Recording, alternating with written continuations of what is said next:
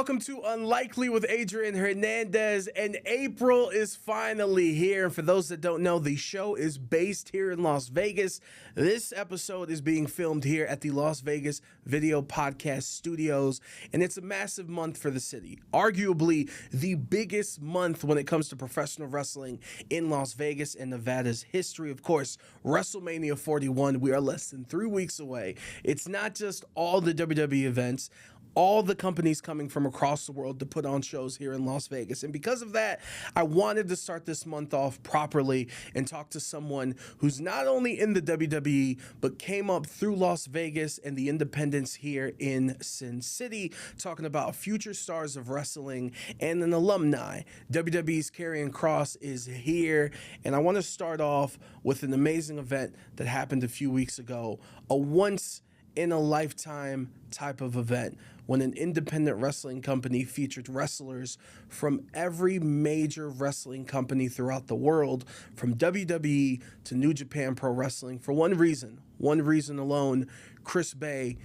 Shout out to him, and this event was spectacular. And Karrion, I want to ask you, being in that room, being in that environment, of course, to honor Chris, to help him out financially, emotionally, and everything he needs, how was it being there and being a part of the event? Walking into the building and seeing who showed up, from the boys in the back to everybody on tech to the fans, I recognized them from 11 years ago. People that were in the front row were back in the front row. You're going to get me emotional on this thing. I'm going to flip this table over right now. I'm going to throw it right through the wall. I mean, rightfully so, and look, man, I think the best thing that I saw when Chris was with CVV, and he was just talking about the conversation he had with CM Punk, and Chris telling him, hey, this is kind of what the doctor said, and Punk being like, yeah, but that's what they say to regular people. Mm-hmm. You're a special person, and there's so many different meanings with that in professional wrestling, and like really being real life superheroes, and like getting to see that through the eyes of my son now as he's growing up. It's just. It's a special thing, and obviously, first and foremost, for Chris to be able to have this event for him and to see everyone come together. I am curious because, like I said, this event involving everyone, things have changed in wrestling in the past 3 to 4 years. Mm-hmm. Was it a smooth process or an easy ask to be like, hey, I want to do this? I say this, excuse me. I say this with all respect, but there was no way I was not going to be a part of this event. I was there for Chris's first day of wrestling practice. I was teaching a character promo and business class, basically just trying to prepare all the young kids coming in for what could be ahead. I was there for his first day. I've known him since the very beginning. This happening, I knew I needed to help. What better way to help than, being on Netflix, being watched all over the world, and telling everybody, hey, I know you guys are watching me for this particular reason, but there's this other thing going on right now. It's very serious. And, to put it out there for anyone who's not familiar with it, we all showed up and worked for free. Every single cent, including the streaming services, people can watch it on Triller. It all went to Chris. And so I just explained it very personally, and they were receptive to it. And I showed up and we rocked the house. And for those listening, we'll talk about it again, and obviously on YouTube in the description, because you can still donate. You can still order it on Triller and watch the replay and all that stuff. And let me try to awkwardly transition. Just basically, I want to know your history in Las Vegas, like with FSW, and also, like, did your uncle work at a WCW restaurant here in Las Vegas? He did. We'll start there. So once upon a time, WCW had the WCW Nitro Grill. And that was basically, their affiliated restaurant inside. I think it was the Excalibur. So it was on the Strip? Yeah. Oh, man. So glory days. Yeah, he was like the head chef in the kitchen. And so I was like the little kid when I came to visit, running around the place. And I met all of like the top stars in WCW when I was a little kid. So I know who the nice ones are, and I know who the bad ones are. I never forgot. I remember you. No, they were all cool. They were all really, really cool. I've got tons of stories about that. I met Eddie Guerrero in there. I wrote about when I met him in my book. Life is Fighting, which is on pre-sale on Amazon. And I met so many people.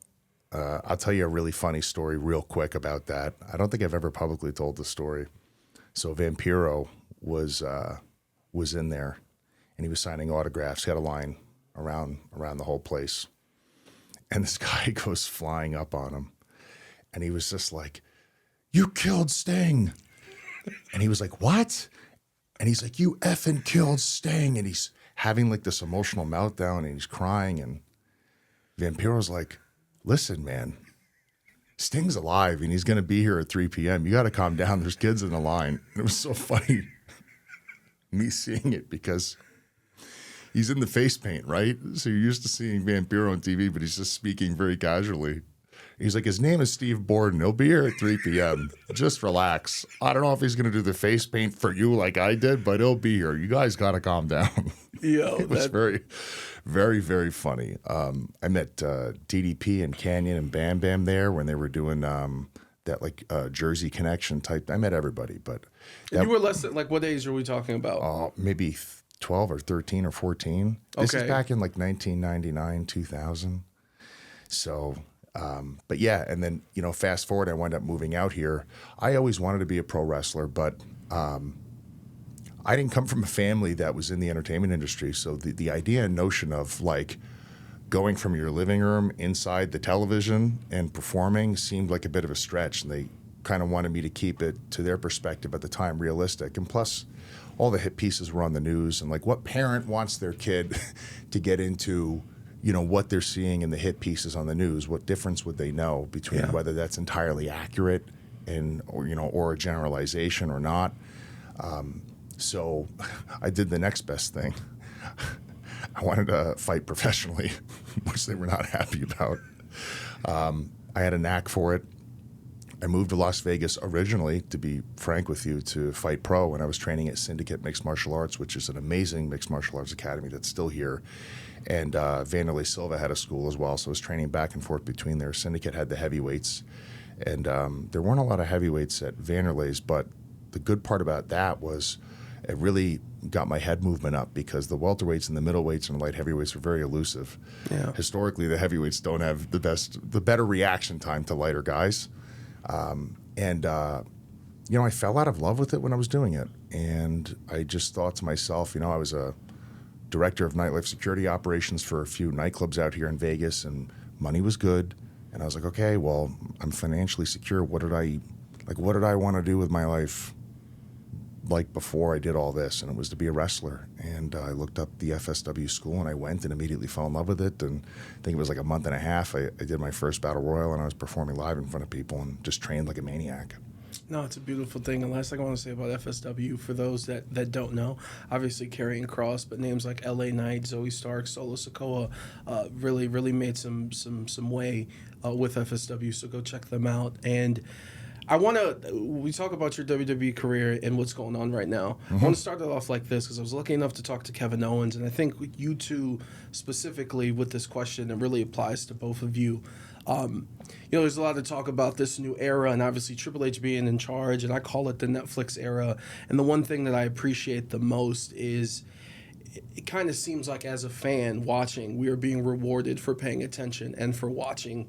And for a long time, like Kevin Owens, it seemed like he was the only character on TV that would remember stuff that happened 2 years ago. I think it's safe to say with you and the promos and also the use of social media, like, I think it's brilliant, and you're executing and you're using all the tools that we are afforded to. For you, that change in point of view of the presentation, like how great has that been? It's been wonderful, and it's exactly like you said. I mean, in my opinion, WWE should be watched episodically, and we as performers have to provide the fans the callbacks to reward them for watching it episodically. If things happen and we never address it, and we don't feel like there's any continuity in the things that we're doing over, you know, the history and the time, it feels disconnected. You know, I think that people are more open across the boards to connecting all of the dots, which I think is very, very important. You watch any TV show, and every TV show is like that. So it's imperative. And I was just talking to some of the guys in the indies. They were asking me for advice, and I told them, once you get to television, it's their show, and now that I've been a producer, I understand, like, when it's your money, it is your show, and everyone has a great idea, but, like, the producer has the legitimate entitlement to produce the show the way they want it because it's their money. So if the focus is perhaps not on you for that episode on TV, it's not the end of the world. But you need to take into consideration that there are people tuning in, they do care, and you want to reward them for caring. So if you got 30 seconds on the show, remember, like, you are a bit of a brand outside the WWE brand, and you have fans that really care, and there's always a chance to make new fans. So use social media. Go to the digital team and do something complimentary towards the stories that they're building. And I've always thought of it that way. You absolutely cannot wait for the pencil to write you into something really intriguing. You have a chance right here, right now, any day, any given second to improve and build on what you're doing. I apologize for using insider terms when I ask you this question, but the program you had with the Wyatt Sicks, how difficult was that for a multitude of reasons? Obviously, the Bray Association, and obviously the Wyatt Sicks being freshly new, and just everything that means and encompasses. For me, it wasn't difficult at all. I had a blast with it. It was really, really fun. I had a ton of ideas that I put on the table that I was hoping we could get to. Maybe there's still time in the future to circle back and get to them, but it was a lot of fun, and I think there's still a lot of mileage to be explored there. And I had tons of ideas with Wyndham that we wanted to do that I think I can translate for them, which would be complementary towards their story arc as well. Like, I remember one story that Wyndham and a fellow named Nick Manfredini, he was an incredible writer with WWE. They were writing for me, and they ran it by me to see if I would like it. And at one point, they wrote this thing where I was in like a church queue, and it seemed like I was confessing to someone behind the other side of the door, like how you see in horror movies and stuff like that. And you couldn't see my face, and there was a monologue. And I don't want to say what the monologue was because maybe there's a way to get to it. I don't want to, maybe there's a place for it. But by the end of it, I leaned forward. Wyndham and Nick wanted me to have the Fiend mask on. And there was an idea out there that they were coming up with where Wyndham would have to overcome, or Bray Wyatt would have to overcome that side of him that he didn't really want to get near, So that was a really cool concept. I thought maybe we could revisit and reformat. Jason Baker, who's an amazing Hollywood FX artist, he did a lot of Bray's masks. They were talking about maybe potentially giving me like a symbiote of the Fiend on my shoulder and up my arm. You're giving me goosebumps right now, bro. Dude, it was, and I'm just sitting there and I'm reading this, and I was like so honored that they're being so collaborative to let me be a part of these incredible ideas that they captivated people all over the world with, that they still go back and watch. And then there was new, fresh stuff I came up with too, that would be very emotionally engaging. I'll put it that way. We can still go back down that road very, very easily. And the way I've always thought about anything I would do with the Wyatt Sicks at this point is to be the villain that Wyndham would want me to be for them. They need a strong opposition. It's cool to have them run people over and take people out and show dominance, but at some point, even like Superman, he's got to hit that kryptonite at some point, and then the story becomes really interesting. If Superman is invincible and he runs through everybody, you kind of check out after a while, right? Of course. So, if we revisit that, that's what I want to do for them. I want to be the villain they deserve, It's a beautiful thing, man. I just want to add this because you brought up some of your childhood stories. For me, college, I went to college in Tampa 2013, 2012, so it was FCW. Oh, yeah. Before the Performance Center was built. So being in Tampa and I worked at the mall. I worked at Foot Locker and I worked at the Lids, and I'd see a lot of the talent because they lived in Tampa. The one person I would see frequently at 10 a.m. when the only people at the mall were the people who worked there and the older people getting their steps in was Bray. He would always just be walking by himself, just walking the mall. Mm-hmm. And I'm like, I never walked up to him to say anything because I'm like, he's a genius at work. Like, I have no idea what is going through his mind in creating stuff. And that's a beautiful thing. And speaking of beautiful things, I want to know for WrestleMania last year, did you have a moment to take it in that I'm at WrestleMania? Oh, yeah. I had two moments. One moment I walked into the building when nobody was in there and everything was set up, and I'm sitting in the stands and I was looking at the empty building and I was like, I can't believe this place is going to be packed to the roof with people, and there's going to be music and the lights and everything. That already was breathtaking. And I was like, holy cow. And then I see Seth Rollins from about like 200 feet away, and he's got a whole team of people following him. Maybe they were doing a docuseries or something. And Seth looked like $1 million like he always does. He's in like an all-white suit, and he's got like these white cowboy boots on with gold heels and a gold toe, and I see him walking. He's got his sunglasses on and literally just looks like pro wrestling's Elvis. And then when he eventually walks right in front of me, I was like, Seth. He looks over and I go, how about this? And he's like, phew. I go, how you feeling? He goes, I feel like shit, baby. And he just put his thumb up and laughed.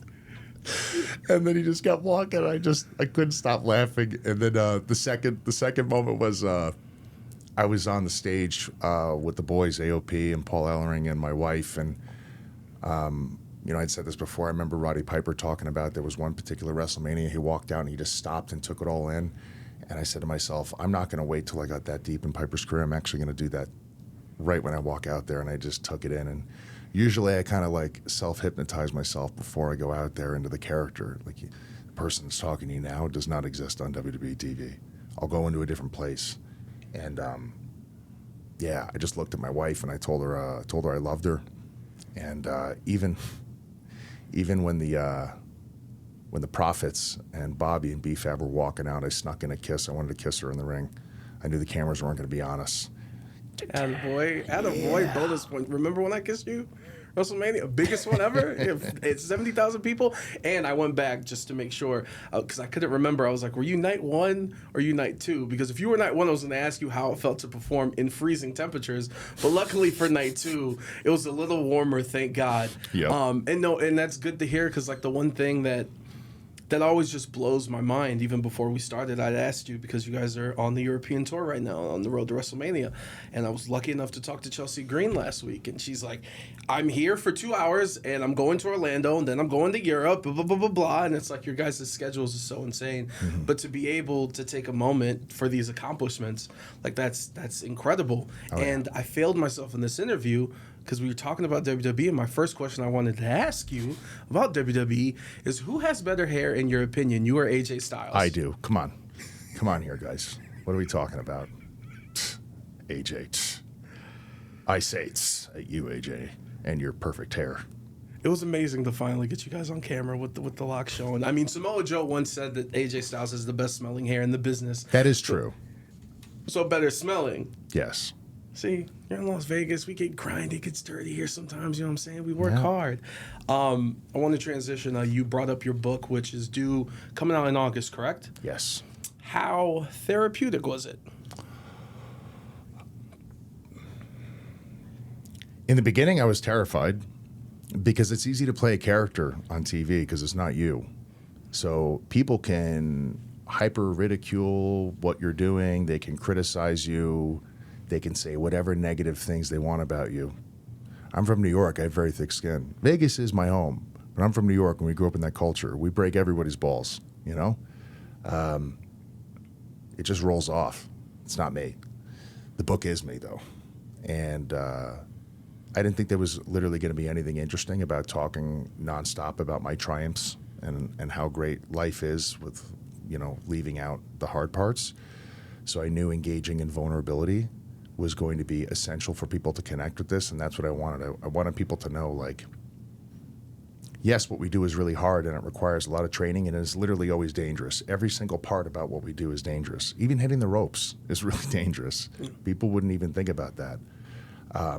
But I am still human, and we're all very much a lot more alike, despite how division is shoved in our face and down our throats all the time from every direction. And I want people to feel like when they read this, they may see this successful guy with a nice car and a beautiful wife, and he's on TV and Netflix, but like, I went through and continue to go through a lot of really serious stuff, maybe parallel to theirs. And I want to tell people how I dealt with it. I want to tell people how I worked through it. And I want to tell people things that I'm continuing to work through, because when you discuss that type of stuff with people, it doesn't feel so shameful and private when you yourself are going through it and can't talk about it. And maybe they read some stuff and they see some red flags in their own life that they can actually spot from a mile away and actually take the next exit. Yeah. So I wanted that in the book. And, you know, if there's some perfect human being out there who doesn't have any of those issues, they're going to have a good laugh at my book. At the very least, it'll be very funny to read.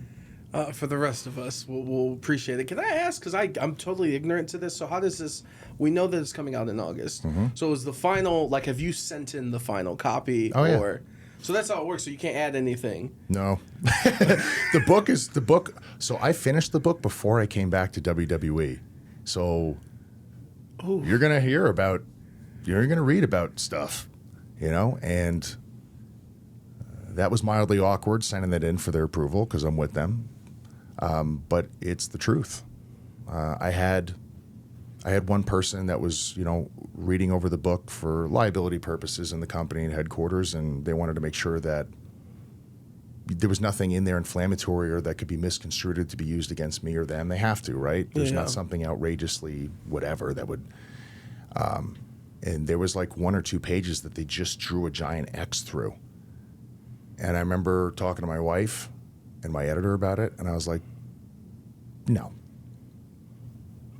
We're not doing this to my life story. So I sent it back and I said, we're keeping all of that in the book. All of that is staying in the book. And they were like, well, we need approval. I said, no problem. I'll go get it. Yeah. Texted the boss. This is what they're drawing an extra. Would you mind just observing this? And I don't think that there's anything wrong with this. He looked at it. He said, there's nothing wrong with it. So it stayed in the book. So the book is very true to what happened. And yeah, the book isn't just WWE either. It's about my life, and I grew up around a lot of violence, and I was a very violent person, and I explored the reasons why I was like that, which I think is going to be important for people to read if they feel like they have those tendencies or those thoughts and stuff like that.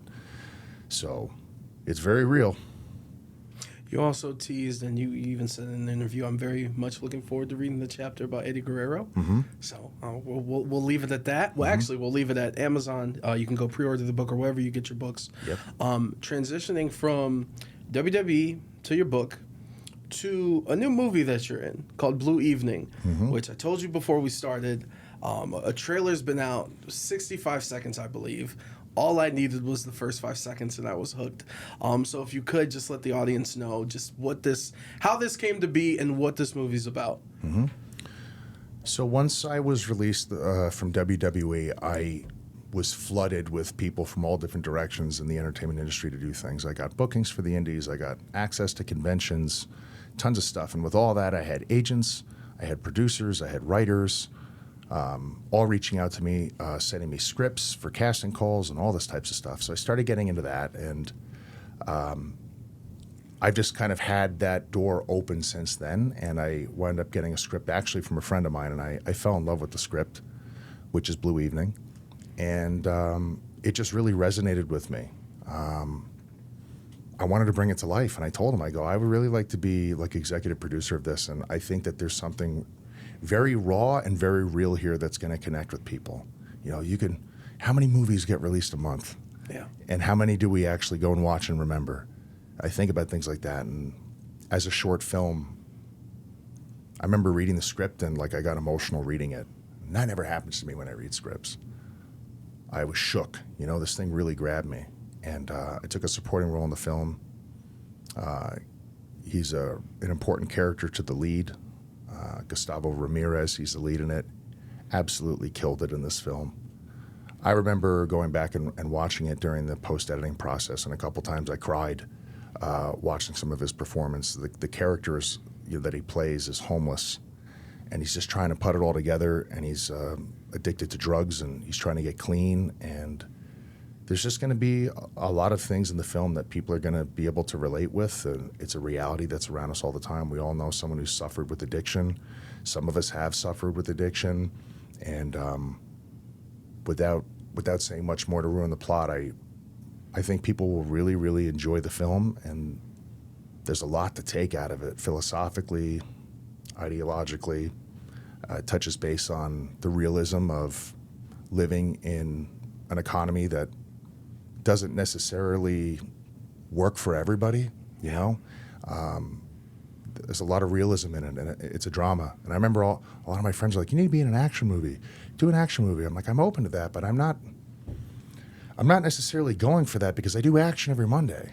You know what I mean? I do action with wrestling. Like, I'd really like to show some range, and more than that, it wasn't even really this would be a great script for me to do and bring to life because of range. It was like the whole story spoke to me, all the characters in it and what it was about. That was what was important, like the entirety of it, you know? So, yeah, it's its world premiere is going to be April 8th at the Pasadena Film Festivals, and tickets are actually on sale now. And maybe we could put a link in if you don't mind, if people can watch it. 100%. I'll put a link for the tickets, and I'll put the link to the trailer. And I'll just let people know now, the character that is homeless gets asked by Karrion. Karrion goes, hey, how long have you been homeless?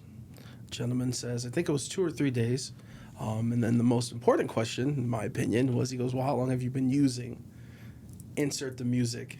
Insert I'm hooked and I want to see this movie. And I love the thing that I got from what you just said is like you being involved in this comes from a place of passion, not a place of, I can do this to use that to do blah, blah, blah, blah, blah. No, it comes from a place of passion. So again, that's Blue Evening.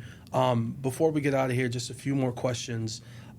First and foremost, are we breaking any bats soon? I hope not. The first one was relatively easy. I think it was a fungo bat. I didn't even know the difference between a real baseball bat and a fungo bat. And then somebody at work was like, it's not a real bat, right? And I was like, okay, well. They can't talk like that at work where they work. They can't say. They can. We break each other's balls all the time. I was like, okay, I'll go break a new one. Now, like a moron, I'm going and spending money and buying one. I had a bunch of bats from some relatives that they left in the garage. Yeah, no bats are cheap. The metal ones, the ones for kids, wiffle bats, all expensive. So I bought a pro baseball bat and I broke that. And then I started to get excited. I was like, I could probably do 2. I could probably do 3. It took me, I can't even tell you, I tried to film me breaking 2 baseball bats for 6 months and they would not budge. And I was on a low carb diet and I was like, I guess I'm not doing that. I maybe tried to film it 50 times. I couldn't break them over 6 months. And I started to get my deadlift up. And then my trainer basically, we have a carb loading day. So I'll sustain from carbs all week. And without carbs, I'm not at peak strength at all. But it's good for weight loss. And finally, I timed it with my carb day. I was watching, Andrew Huberman and Rogan. And they were talking about the effectiveness of using carbs with explosive movements and stuff. And ate those carbs, and I grabbed the 2, and I started working through it, and I felt like, today I got it. And I was like, I'm going to do 3 so I never have to do this again. I don't want to break the 2 and then buy another 2 bats and do the 3 later. Today's the day. So I got the 3 bats. It took me forever to work up to 3 bats. And then I pulled my hamstring in the process of breaking the 3, and I was like, all right, I'm going to let it go now. Nothing bad has happened to me yet. I'm not going to get greedy. I'm just going to say that's a wrap. And I know you've been asked this before, but I know that some people who have attempted to do this have broke their arms. Yeah. Or whatever. They broke parts of them. So the hamstring, at least it wasn't a broken leg. Yeah. Crazy. This is my favorite part of the show where I can get my Jimmy Fallon, Stephen Colbert, Tonight Show on and bring a prop. I just want to know about, honestly, the relationship. I just thought the picture was badass. If I could actually get it out. Hold on 1 second. Here we go. I think this photo is sick. If we can zoom in on that, whatever, we'll put it in the editing and post. But what's your relationship with Shinsuke? Shinsuke and I have trained on and off together in jiu-jitsu for a couple years. He is legit. He is very, very legit. He's a real-life martial artist, and that's my brother. It's incredible. And last thing, you sent out a tweet a couple weeks ago that really made me happy. You noticing the reception and people enjoying the things you're doing on Raw, the things that you're doing on social media. So if you have any words for them as we close this out. I just want to say thank you. Thank you for believing in me. Thank you for tuning in to watch me. Thank you for all the love online. even though I'm a bad guy. I think it's okay to love the bad guys every once in a while. And just know that I know what you want to see out of me. And I'm trying to work to a place where I can give that to you. All the things you're talking about. Evil Father Kross with the face paint. Killer Kross, which I get a lot. You guys want to see that resurgence of everything that I did on NXT. Just know that I'm always talking to creative. I'm always trying to find the best common ground between what they want and what you want. And I literally don't do anything for myself on TV at all. I literally do it for you guys to try to make the segment as best as possible, whether it's 10 seconds or, it's 2 to 3 to 5 or it's an in-ring match. Everything I'm doing, even move for move, is to make sure that you guys get the most out of what you're watching. And I appreciate you all sincerely. I really do. Without you guys, I wouldn't be doing this. So I want to close out, Karrion. In about 3 weeks, you will be at Allegiant Stadium. I hope so. It gets me right. We have 2 nights. We'll figure it out. Regardless, it gets me emotional saying it. Just because I'm on the path to 100,000 subscribers and like these landmark moments and that all have it here where we've done a lot of work. I want you to have a moment in Allegiant Stadium and look around because you've gone. I know where that I've been in that FSW. I've been in there. To go from there to one of the biggest events in the world, biggest events in the WWE, the biggest event in WWE. Just have a moment out there because that's special. Everybody sees their artist that they saw open at a pub bar to then be at a stadium. Like this is that. And very rarely do people get that opportunity where they came up from to be in that big stage. So please just take a moment at Allegiant and be like, we did it and we did it here. So I really hope so, and I appreciate you saying that. I hope I have that opportunity. And if I don't, I'll just die a little bit inside. It's not going to be the first time that's happened.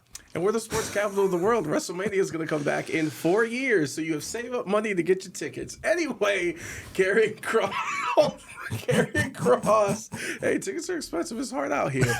But speaking of tickets, let me clean up my act. Ticketmaster.com for night 1 and night 2. Raw, SmackDown, Hall of Fame, Undertaker show. There's a roast. There's 4 nights at all different clubs. WrestleMania week has never meant a week more in WrestleMania history. You can get the rest of those tickets at access.com. Unlikely with Karrion Kross is officially over.